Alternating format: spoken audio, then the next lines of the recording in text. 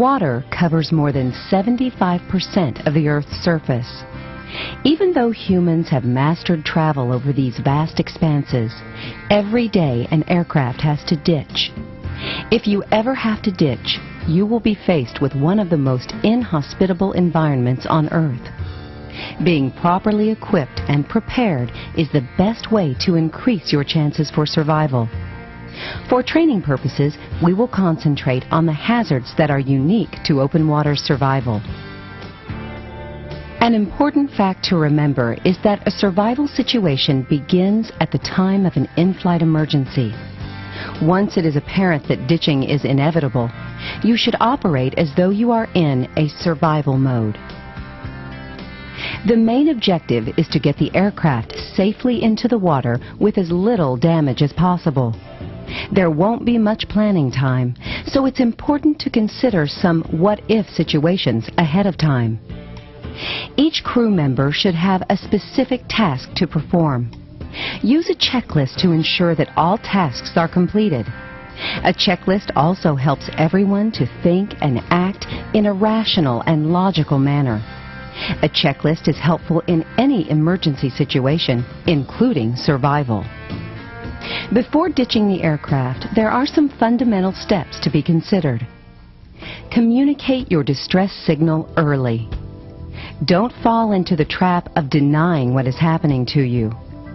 Delaying critical decisions like this can decrease your chance of being rescued. As soon as a problem arises, the pilot should report the identification of the aircraft's present position, the nature of the emergency, and the pilot's intentions. Life preservers should be donned before you make contact with the water. All passengers and crew members should be wearing an FAA-certified life preserver. Life vests should not be inflated until evacuation from the aircraft has occurred. Inflating life vests prior to evacuation may puncture the vest while also making it difficult to fit through the emergency exit. So wait until you have completely cleared the exit. It's important that your life vest fit properly. Properly means keeping your head high out of the water. The greatest loss of body heat is through your head and neck. You should also know how to inflate it manually in case the CO2 canister fails. Again, learn this maneuver prior to an emergency situation.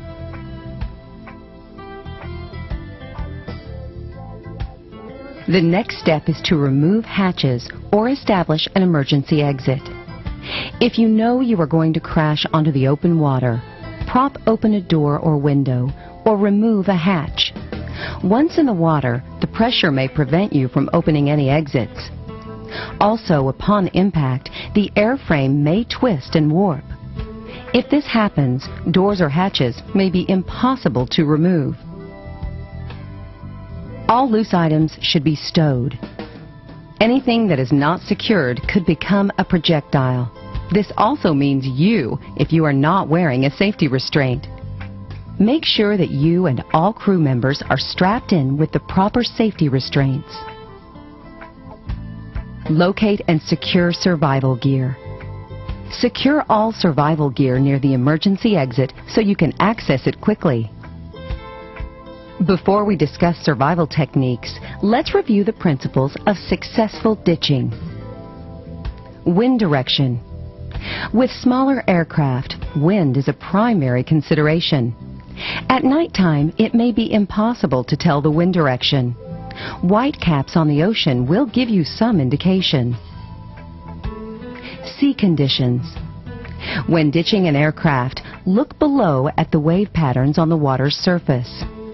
Try to look for the primary swell. Primary swells are described as large swells with some distance between them. Large swells become your primary targets for landing. Land parallel with the swells if you can, and on the top or back side of a swell. At all costs, avoid the face of a swell. You may also see secondary swells. These are created by winds and may run a different direction than the primary swells. Touchdown during ditching should be at the lowest speed possible. It should be a rate of descent that permits safe handling and optimum nose-up attitude on impact. Once impact is made, there is little a pilot can do to control a land plane on the water. If your aircraft has retractable landing gear, keep the gear up and belly skid into the water. Be aware that high-wing or low-wing aircraft with non-retractable gear have a tendency to flip in the water. Because of this, it is important that you maintain a reference point inside the cockpit so you will know where the exit is after impact.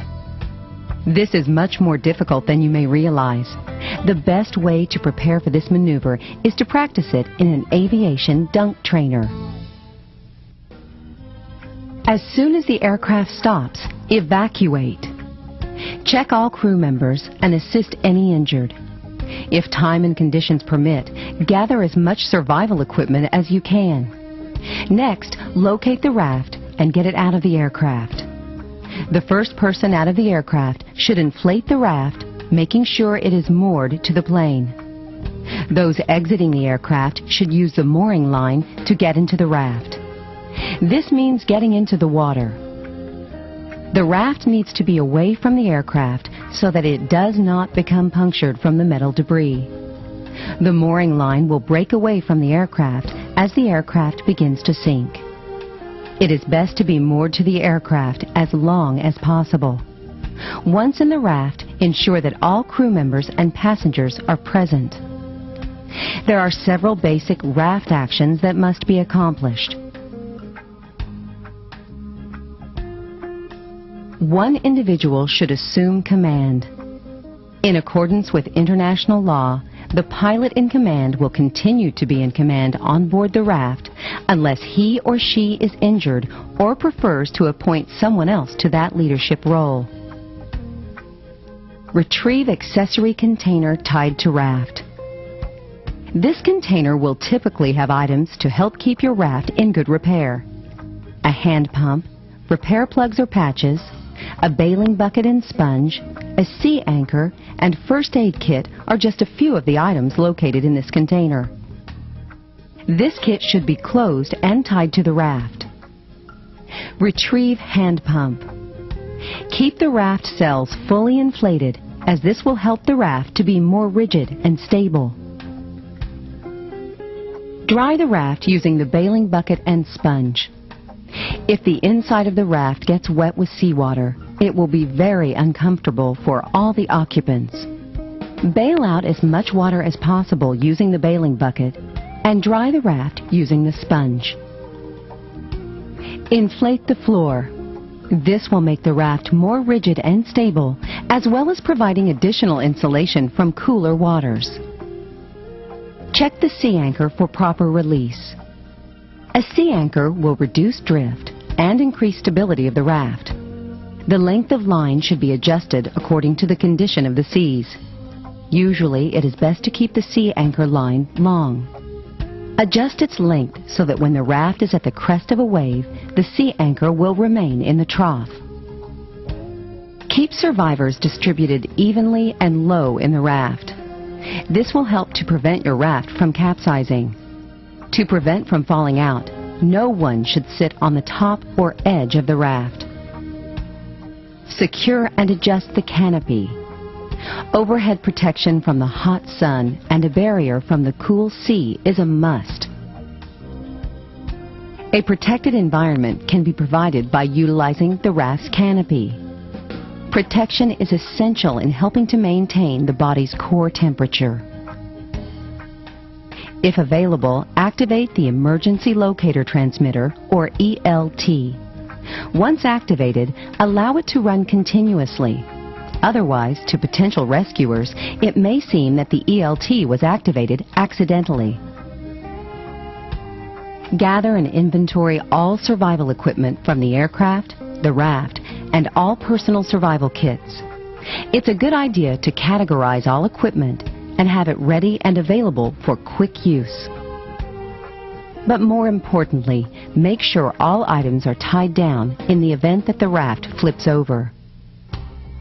Any medical problems that arise during sea survival can be debilitating and life-threatening. These problems should be treated as soon as they arise. Shock. After experiencing the emergency situation and ditching, survivors may suffer from shock. Once in the raft, it is important to keep everybody as warm as possible without overheating. By erecting the raft's canopy and raising the spray shields, the temperature will increase quickly. Some survivors may suffer from shock more so than others. Watch for those who turn pale and have cool skin. Shock victims may sweat and breathe rapidly. Their pulse may be weak but rapid. They may act dazed or be unconscious. If you notice any of these symptoms, suspect shock and treat it. Lay the victims flat with feet raised and keep them warm with extra clothing. Saltwater sores.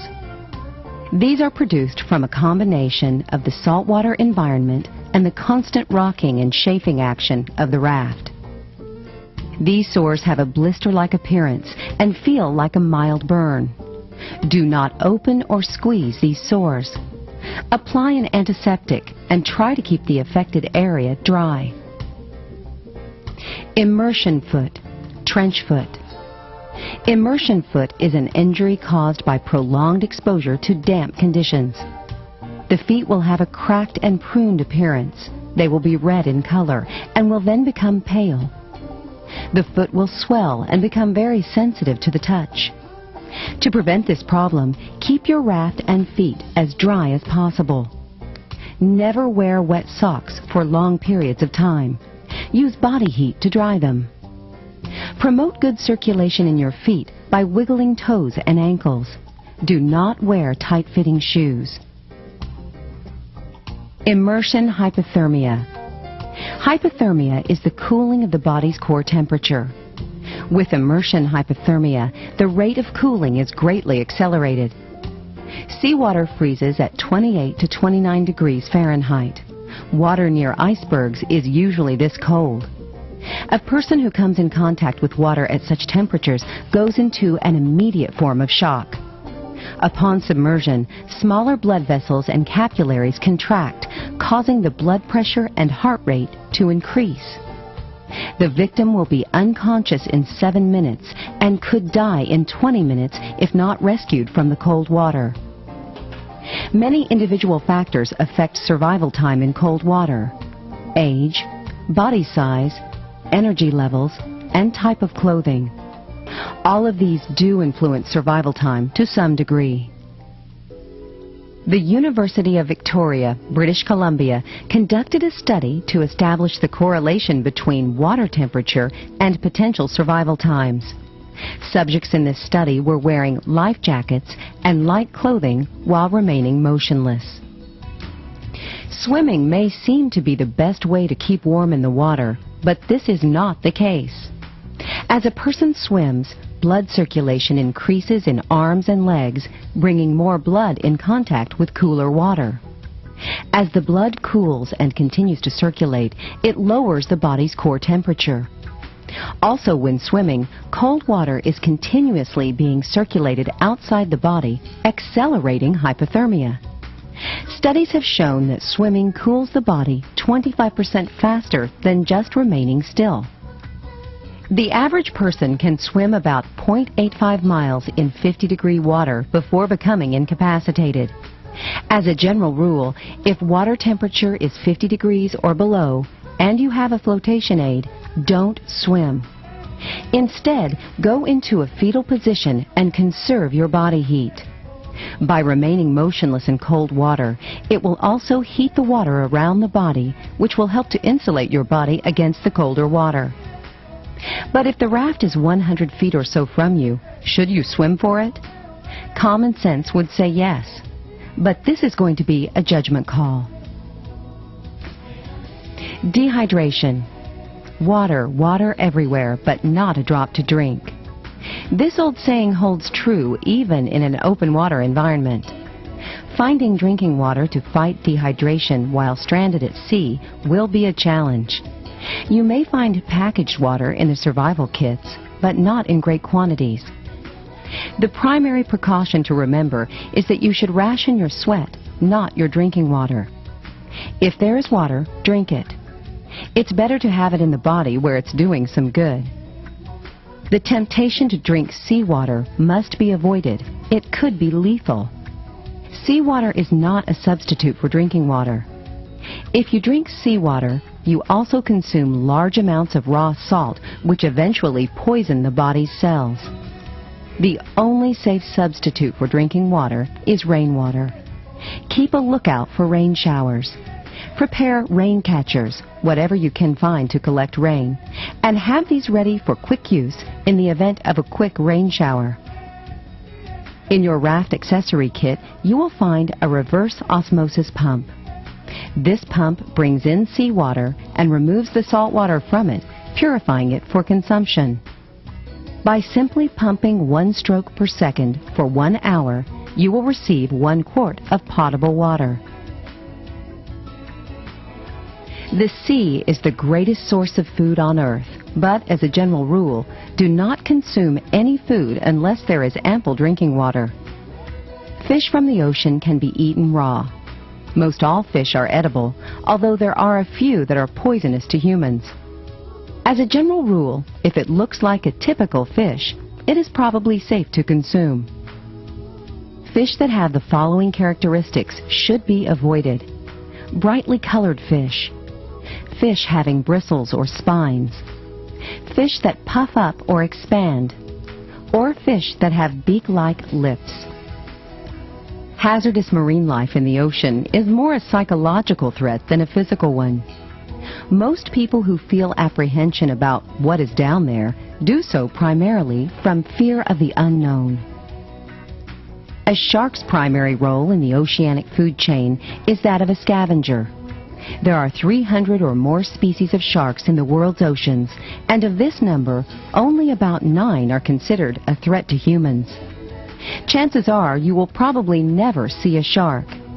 Concentrate your mental energies on something more productive, such as being rescued or performing tasks, instead of focusing on an unlikely shark attack. Sea snakes. Sea snakes occasionally come to the surface. Do not try to capture or provoke them, as their bites are lethal. Jellyfish and the Portuguese man-of-war. These invertebrates have a bulbous-shaped body and long tentacles that can reach 100 feet in length. The tentacles have stinging cells used to stun small fish. If a person comes in contact with these tentacles, it can deliver a painful sting. Both species use water currents as transportation and float just under the water's surface. Watch for these and try to avoid them. Here are several ways you can avoid hazardous marine life. Do not splash water around your raft. This is an attraction to sharks. Throw all body waste far from your raft. If possible, enclose it in a plastic bag before discarding. Keep all hands and feet inside the raft. Try to keep all blood and wounds out of the water. Keep clothing on. Wear layers for protection. Do not fish if you know sharks are in the area. Stay in the raft at all times. Survival has but one goal: rescue. The survivor's chief responsibility is to get the attention of the rescuer. Remember that extraction can be accomplished through many means. Rough seas can present a challenge to the most experienced of rescuers. If rescue by helicopter is evident, there are some precautions you need to take to ensure a safe rescue. Let the helicopter come to you. As it approaches, it will typically drop a pickup device in the water and drag it to your position. While this is occurring, you should partially deflate the sails of the raft. This will prevent the raft from becoming airborne and damaging the helicopter. As the device is being lowered, there will be a buildup of static electricity, so do not touch the device before it has made contact with the water. Once the helicopter gets in the optimum position, it will hover. You can then approach the device. Due to the downwash from the helicopter rotors, it will be very difficult to see. Try to keep the rescue device in sight. If possible, a rescue diver will be lowered with the device to assist you. If you have to don or enter the device on your own, look for simple one-word directions. When secured to the device, let rescue personnel know. Give a splashing thumbs up. But remember, rescue personnel may not be able to see due to the rotor wash, so exaggerate your signal. Remain still on the way up. There is a possibility that the device may start to spin. Try to keep your movements minimal. Do not assist when entering the helicopter. Listen for instructions. Let rescue personnel remove the device from you. The particular pickup devices used to extract survivors is dependent on the type of helicopter used. Rescue strop. Sometimes called the horse collar, the rescue strop is essentially a padded loop. The strop is designed to fit under the arms and around the torso. To don the strop, take the open strop and roll it around the torso. Make sure that the strop fits underneath the armpit area. Next, take the D-ring, the end that is not connected to the cable, and bring it to the front and insert it through the sliding buckle. Then connect it to the hook. Locate the safety strap and place it between the legs, attaching it to the sliding buckle. The safety strap should remain loose and not fit tightly. Prepare for ascent. Make sure that the cable and hook are in front of your face. Cross your arms on your chest and turn your head to one side.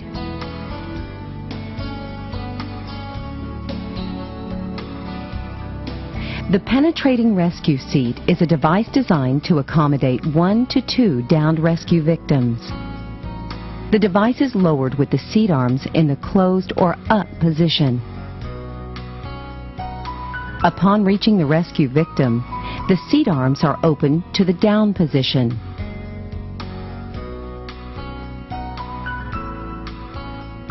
The victim straddles the seat arms,